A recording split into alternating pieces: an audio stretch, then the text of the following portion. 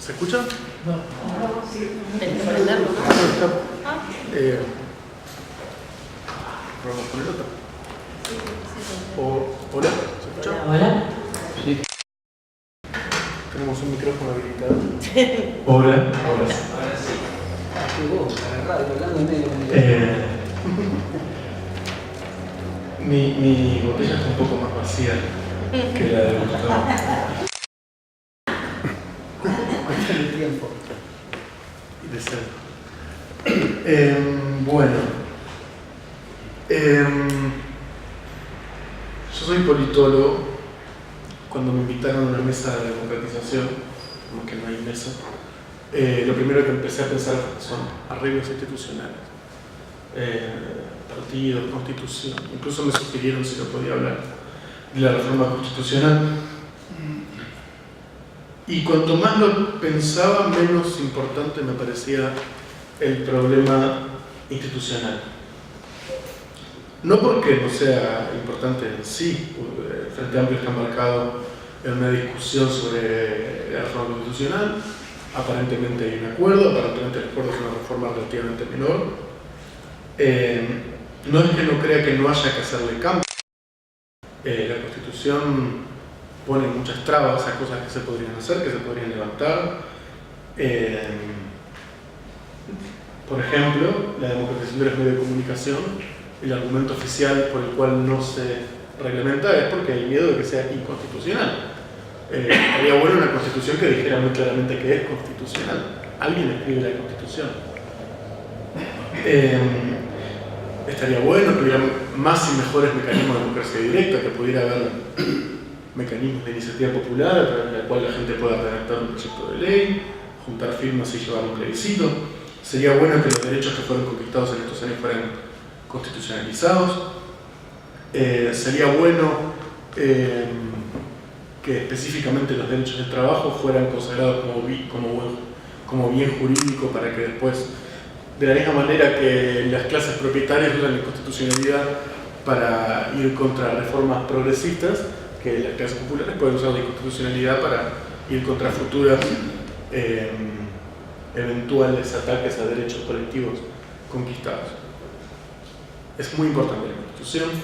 Seguramente haría cosas que se podrían hacer en el sistema electoral. En fin. Ahora, cuanto más lo pienso, más me parece que el problema de la democratización en Uruguay tiene más que ver con las cosas que hacen los actores políticos uruguayos que con el marco institucional en el cual estos actores se mueven. Y específicamente hablo de la izquierda. A mí me da la sensación de que en un... ¿cómo decirlo? Para que haya una democracia tiene que haber opiniones diferentes. Tiene que haber proyectos diferentes y tiene que haber posibilidad efectiva de que estos proyectos diferentes se lleven a cabo.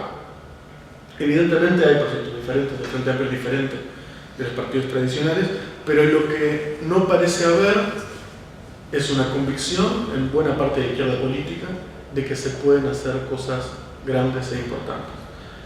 Todo, aun cuando hacemos cosas que están buenas, que son grandes y que son importantes, no parecen ser vistas como grandes e importantes. Aprobamos la ley de medios, pero con mucha timidez.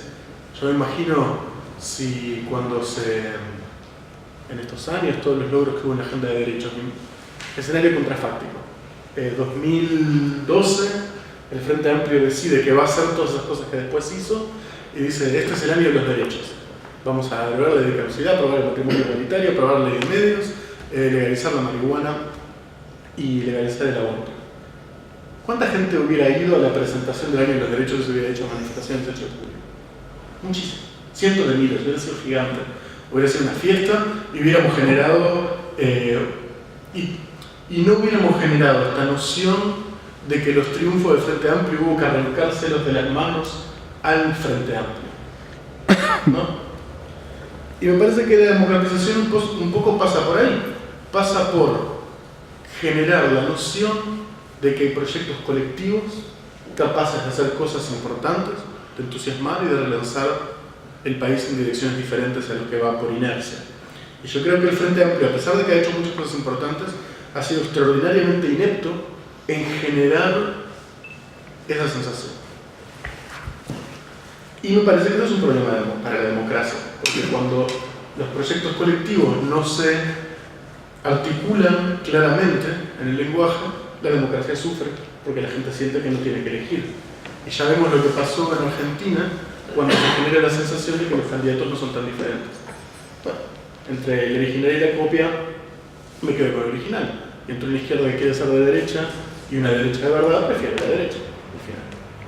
Y creo que toda la ambigüedad que pasó en Argentina sobre si Scioli era realmente kirchnerista, y cuando tomaba una posición del kirchnerista le acusaban de kirchnerizarse, y él decía que era kirchnerista pero con diálogo, y en fin, eso generaba todo un ruido que hacía muy difícil visualizar a eso como un proyecto colectivo. Y creo que eso es un riesgo grande si la izquierda no sabe claramente hacia dónde va. Una cosa bastante trágica de la izquierda en Uruguay, y que la escribió un colega en un libro que fue presentado hace poco, es que la izquierda construyó históricamente más hegemonía en la oposición que en el gobierno, lo cual es muy triste. El gobierno te da un montón de herramientas políticas para usar, que la izquierda, lejos de usarla para construir hegemonía cultural, las usó para disimular sus triunfos. Y el gobierno se presenta a sí mismo como mucho más neutral, mucho más tecnócrata de lo que debería un gobierno que quiere generar hegemonía de izquierda. Yo me pregunto dónde está la discusión en Uruguay sobre la propiedad intelectual, dónde está la discusión sobre la propiedad de la tierra, dónde está la discusión sobre el imperialismo, dónde está la discusión sobre el crecimiento económico. Muchos lugares del mundo las izquierdas empiezan a preguntar si el crecimiento económico es algo tan bueno, sobre todo porque siempre se lo apropian los mismos. ¿Dónde está la discusión seria sobre el cambio climático? En Uruguay se va a instalar la plataforma petrolera más grande del mundo. ¿Tenemos capacidad de fiscalizar una cosa así? Y aún si la tuviéramos, ¿queremos que se saque más petróleo cuando los científicos que estudian el calentamiento global saben perfectamente que el petróleo que está bajo tierra tiene que quedar bajo tierra para que el calentamiento global no sea irreversible? ¿Dónde está la discusión sobre el socialismo? Pregunta. Si estas discusiones no se dan, ¿cómo se puede decidir democráticamente para qué lado se va si una de las partes de la discusión nunca aparece en público? ¿Estamos a favor o en contra de la propiedad intelectual? Yo estoy en contra, pero no sé si mis compañeros están a favor y en contra porque nunca lo discutimos. En este contexto, el espacio que debería ocupar el discurso de la izquierda es ocupado por discursos empresistas o emprendeduristas, por discursos desarrollistas, en la versión más tecnocrática del desarrollismo, por discursos propiamente tecnocráticos, por discursos conservadores, y a veces matizados con cosas más izquierdas. Hay un poco de nacionalismo económico por acá, un poco de reivindicación de las cooperativas por allá, un poco de patria grande, pero no muy fuerte porque el contexto económico cambió. Pero mayormente, si uno ve los documentos que emanan del gobierno, tienen mucho más de empresismo, desarrollismo y tecnocracia que de socialismo, patria grande, etc. Y esto no es una cosa dada, podrían ser las otras cosas las que se dicen, y las que se dicen son estas. Claro, no es que no haya en Uruguay socialistas ni gente que quiera la discusión, estamos acá discutiendo, pero uno, somos pocos, y dos, tenemos muy poca capacidad de amplificar nuestras ideas y de transformarlas en discusiones nacionales, en gran parte por cómo está concentrado el sistema de medios de comunicación. Pero yo creo que si pienso en términos de cómo un país sería más democrático, sería un país donde las diferentes posibilidades de hacia dónde puede ir el país están claramente articuladas por proyectos colectivos con capacidad de amplificarlos y la gente puede elegir. Porque si hay una de las opciones que nunca se enuncia, evidentemente la gente no tiene que elegir. Porque además hay un principio de la democracia, que es que la democracia implica algún grado de soberanía popular. Y no hay posibilidad de soberanía popular si se piensa el país como si fuera una empresa en competencia, porque los sistemas de competencia no permiten soberanía. Los sistemas de competencia son heterónomos porque los que compiten quieren hacer lo que quieren los clientes. Es lo que tiene la competencia. Entonces, evidentemente, si uno ve al país como una empresa en competencia que lo que tiene que buscar es competitividad, difícilmente algo del orden de la democracia pueda funcionar muy bien. Donde si el discurso es un discurso posibilista, un discurso tecnocrático, un discurso que tiene en cuenta antes de tomar la decisión sobre qué se quiere hacer, qué harían ciertos agentes económicos, ni llegamos a dar la batalla porque ya la perdimos porque decidimos no darla. Es decir, una discusión política que yo tengo todo el tiempo con mis compañeros del frente es ¿por qué antes de decidir qué es lo que queremos tenemos que medir qué es lo que vamos a querer según qué podemos hacer? En todo caso tenemos que decidir qué queremos y después si perdemos, perdemos. Pero me parece que hay un problema en el deseo que la izquierda no se está planteando bien. Y que como no se lo está planteando bien, no logra articular un proyecto de cambio, y como no logra articular un proyecto de cambio, tiene una crisis de identidad que después le genera todo tipo de problemas políticos que no sabe cómo resolver. Creo que cualquier discusión de democratización tiene que partir de la base de una ideologización, de una reideologización del terreno político uruguayo. Algo que vino a decir un politólogo uruguayo que trabaja en Japón, Amparo Menéndez, que presentó un gran libro hace poco. Y creo que esta parte de reideologizar el terreno, cosa que el Frente Amplio a veces trató de hacer, pero la mayoría del tiempo no trató, y cuando trató no tuvo éxito, tiene que ver directamente, por lo menos en mi opinión, con empezar a hablar del capitalismo como problema político. A mí me asusta hasta qué punto el Frente Amplio, el gobierno del Frente Amplio, toma por dado el capitalismo.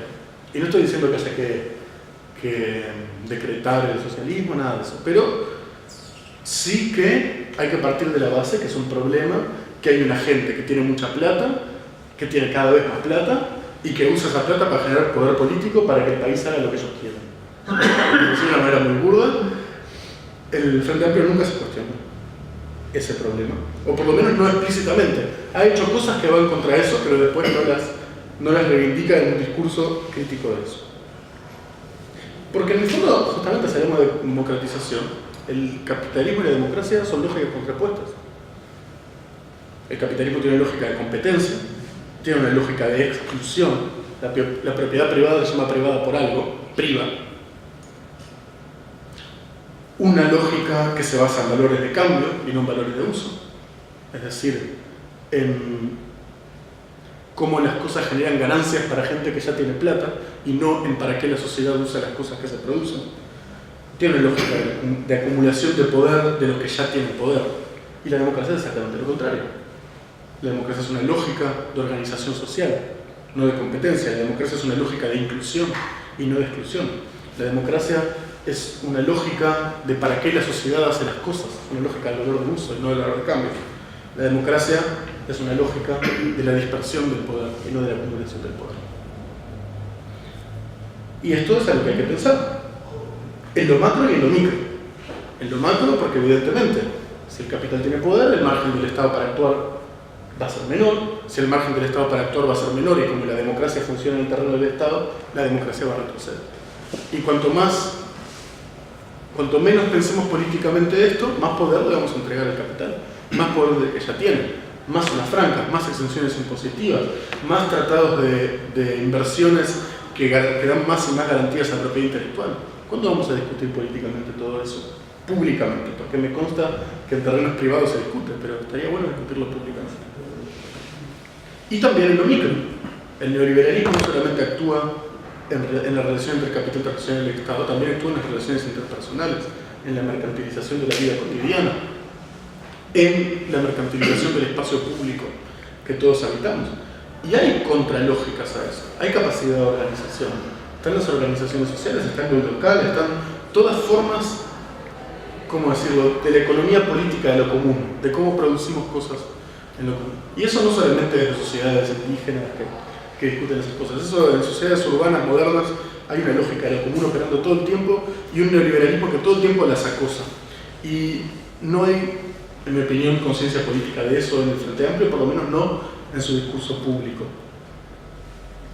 Conquistar democracia, entonces democratizar, es desmercantilizar, es organizar, es cooperar, es compartir en la escala internacional y en la escala local. Obviamente la integración regional, en la cual se avanzó, pero que viéndolo en retrospectiva al ciclo progresista que está terminando en América del Sur, hubo grandes oportunidades perdidas. ¿Cuándo va a volver a pasar que hay tantos gobiernos progresistas en América del Sur? ¿Cuánto se podría haber avanzado y no se avanzó? Porque los gobiernos progresistas muchas veces prefirieron apoyar a sus empresariados nacionales contra los empresariados nacionales de los otros países antes que la posibilidad de integrarse y pelear contra el capital en una escala mayor.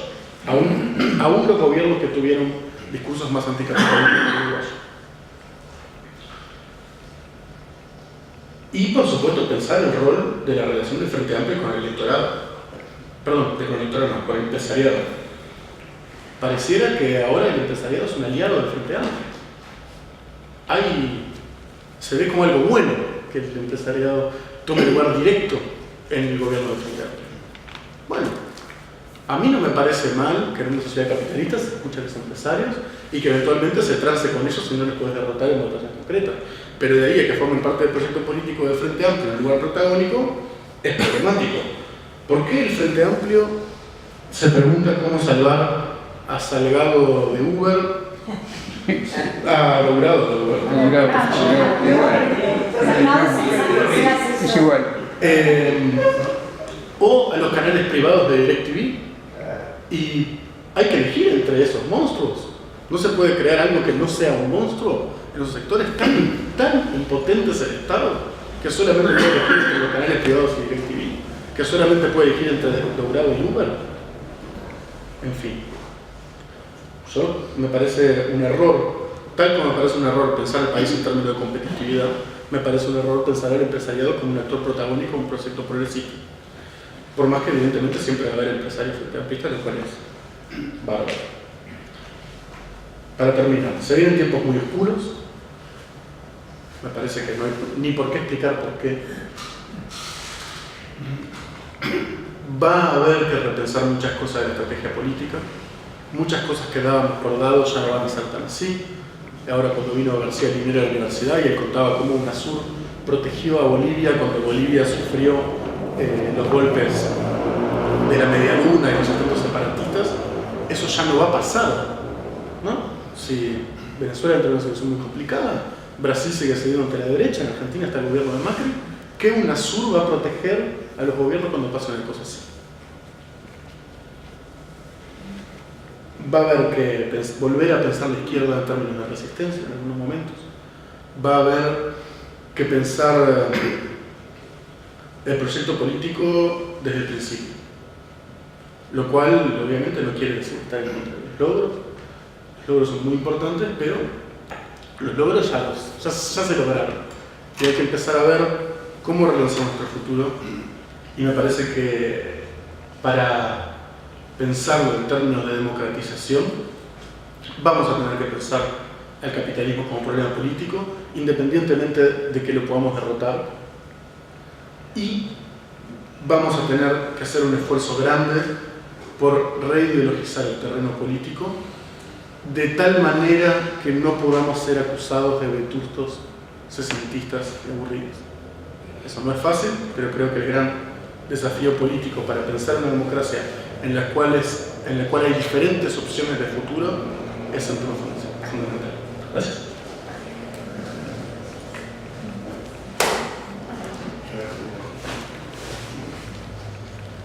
Se oyen comentarios.